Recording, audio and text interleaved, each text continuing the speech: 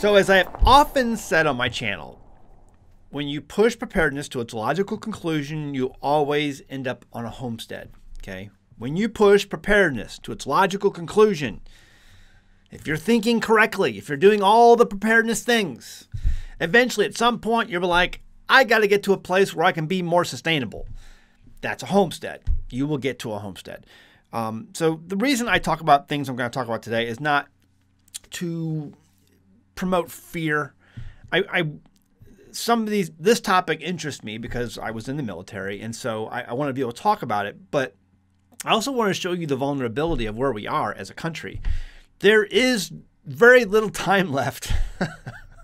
We are collapsing upon ourselves right now. The leadership is so inept in this country. The attitudes are so, we're entrenched in decadence, debauchery. You know, people, when you look up one of the reasons why the Roman Empire fell, it was a lot of the decadence and just total debauchery that was going on. And because as they got more and more into that, they began to find more interesting ways to fund their debauchery and all of their decadence. And they eventually debased their money. All of these things we're seeing right now, our money is completely debased. It was completely debased back in the 1960s, and then getting off the gold standard in 1971. It was just the time started ticking. The clock started ticking at that point. And so that's where we are right now.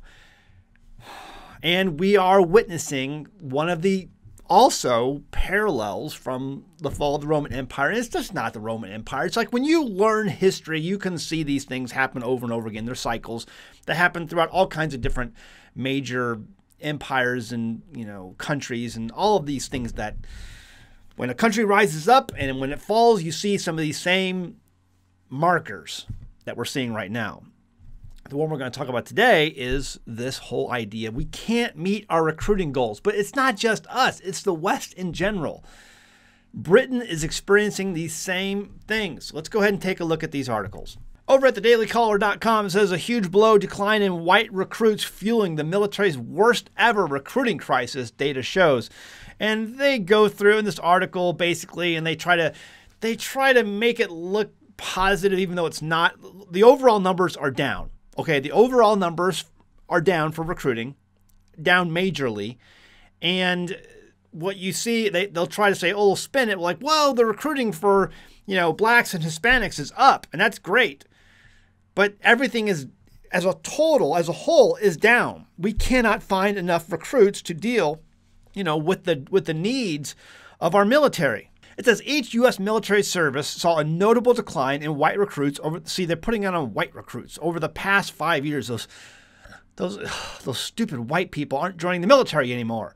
According to data obtained by the Daily Caller News Foundation, likely factoring into the military's crippling recruiting crisis, the Army, Navy, Air Force missed their recruiting objectives by historically, ladies and gentlemen, large margins in fiscal year 2023, which ended on September 30th, as a broader American public has grown wary of military service, according to the Department of Defense DoD statistics. Officials and experts who spoke to the DCNF.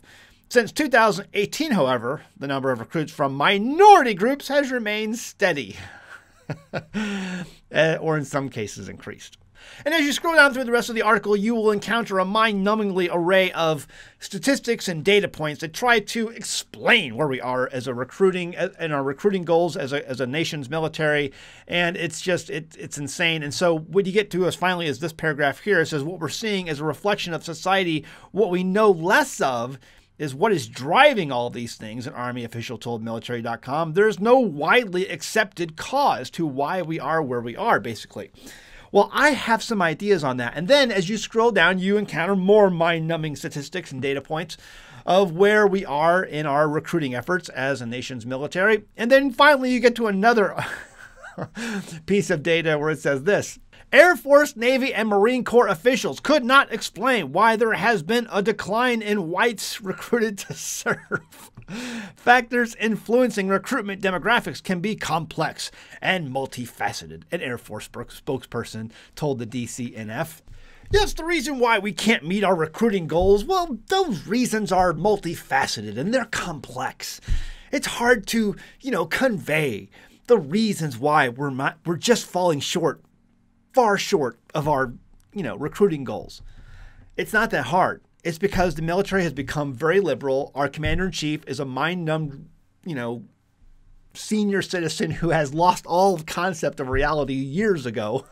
So, I mean, it's like we're to the point where if you join the military, you're a complete and total dolt because the command and control structure is completely inept. They have no concept of what a military is supposed to be. Your job as a military is to destroy and break things. Has nothing to do with sexuality or what a woman is or, how our feels might be impacted if we yell at a recruit too much or all these crazy stuff that's happening today in our military.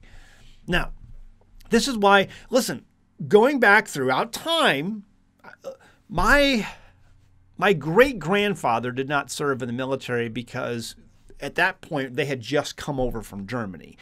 The guy couldn't speak a lick of English. Okay. My grandfather, Robert Bauer, he basically served in World War II, served in the Pacific Theater. My father had type 1 diabetes as a child, and so he could not serve, but my uncle did serve in the Marines. I joined the military, went to military schools, and then joined the Army Infantry, and served one enlistment. And so this is you could say, a tradition in our family that we have kept up, but there's no way I'm going to encourage my boys to serve. In fact, I don't want them to even think about it. I have tried to persuade them, don't even think about this as an avenue, as a course for you. I don't want this for you. Our command, we have lost the complete and total ability to win wars. We're training our troops into things that they do not need to be trained if they want to come out successful on a battlefield.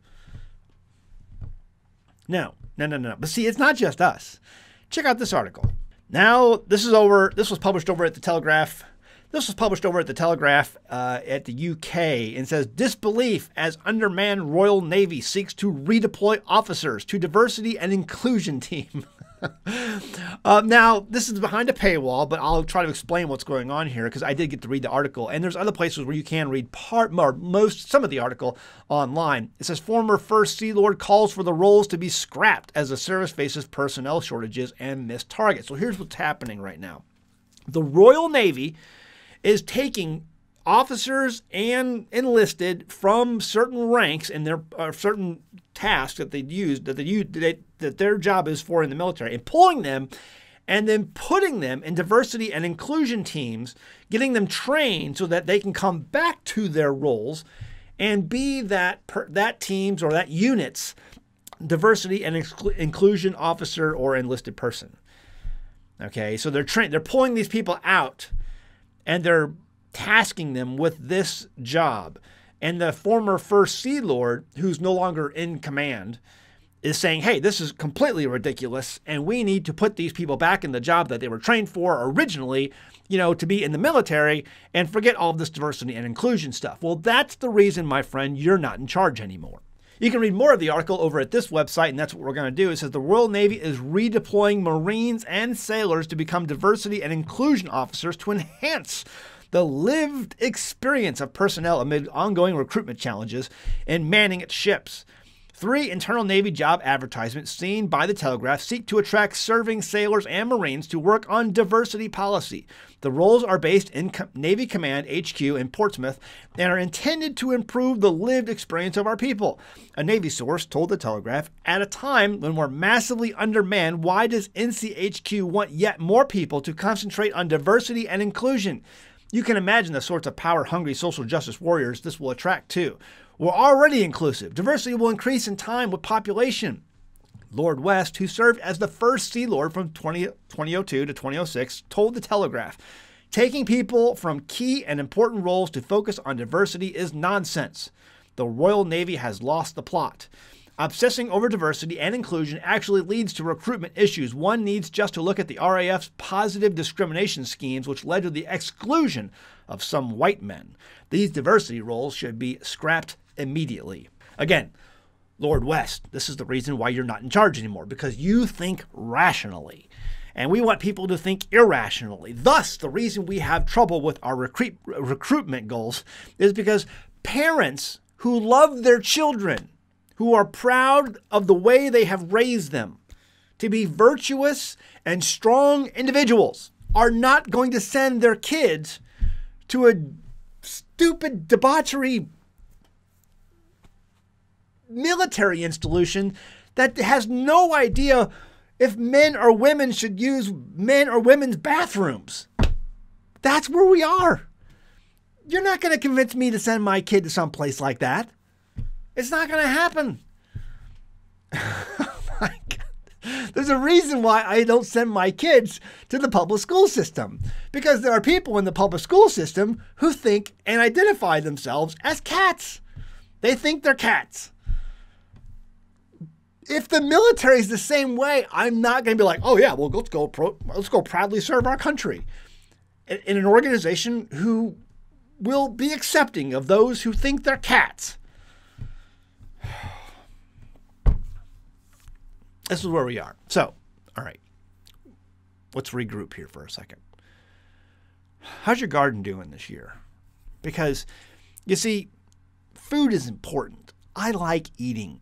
I don't like going hungry. And you've got all of these thousands of Chinese nationals running over our border. The enemies of our country are licking their chops, thinking these people don't even know what bathroom to use. They're doing inclusivity training for their combatant, divisions. They have no idea what is up and what is down anymore, what is left or what is right. These people are prime pickings. See, normally we have these two giant bodies of water on either side of our country that served as a sort of protectorate against armed invasions. Well, Peter the Great, because I like memorizing quotes, because I like learning history. Peter the Great said something along the lines of, give us enough time to observe our enemy and he will show us how to defeat him. Give us enough time to observe our enemy and he will show us how to defeat him. He says something along those lines. All you have to do is okay, we can't invade, we can't take on America, in a head-on battle.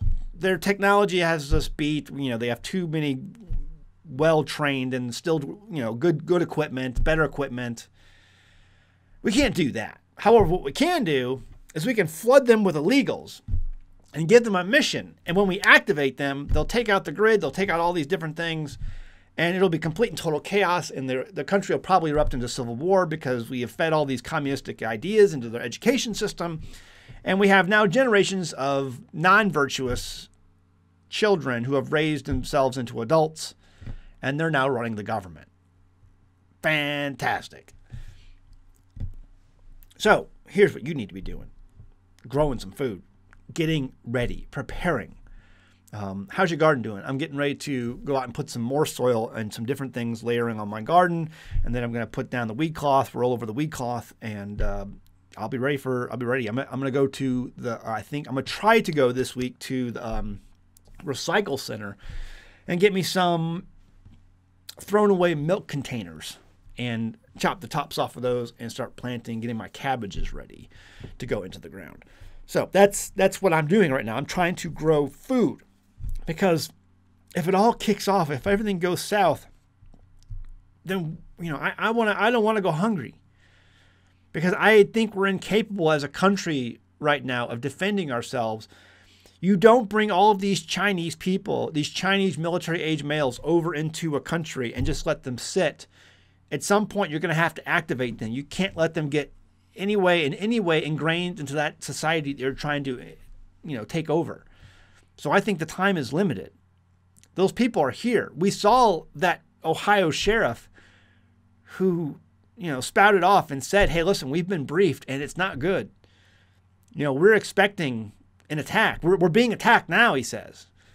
All these cyber attacks, it's happening right now. If you're not understanding that, you're living in a dream world, Neo.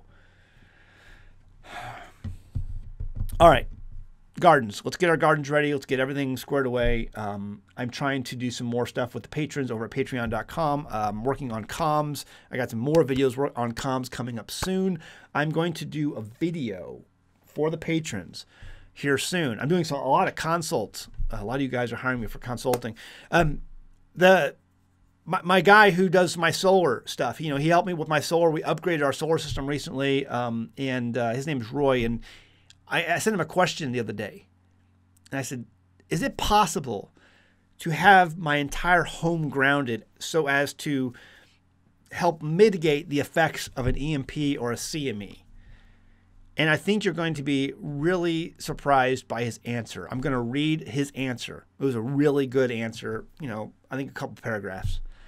And I'm going to read it to the patrons, you know, here in the next day or so. So if you're not signed up on patreon.com, go ahead and check it out.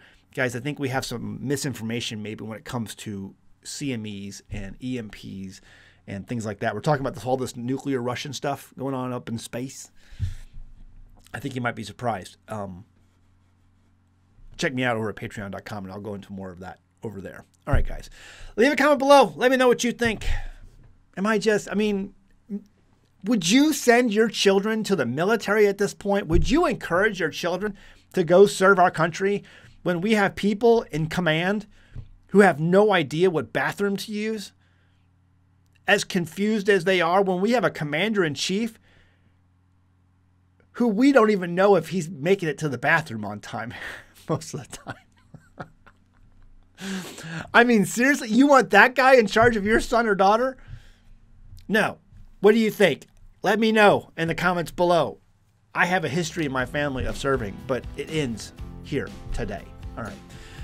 See you next time in the Homestead. Bye.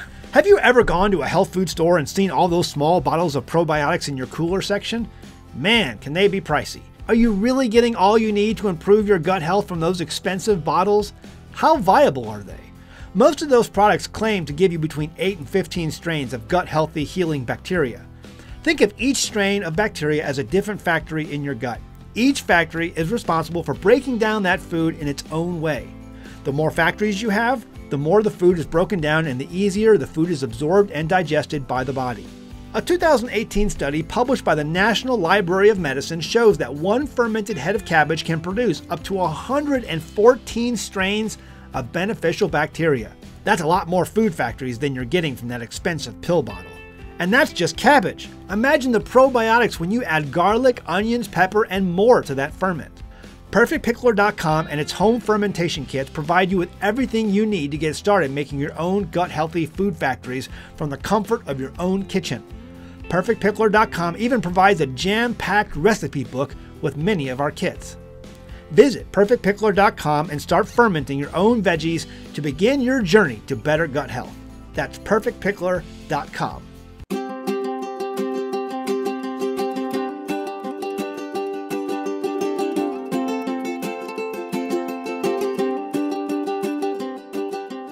Hey guys, did you know you can become a patron of an American Homestead? They get access to private videos, and we send them gifts from the Homestead that we make here on the Homestead. And we also enter our patrons into special giveaways that are only available to them. And before you go, please check out these other great videos. Go ahead, click. I'll wait.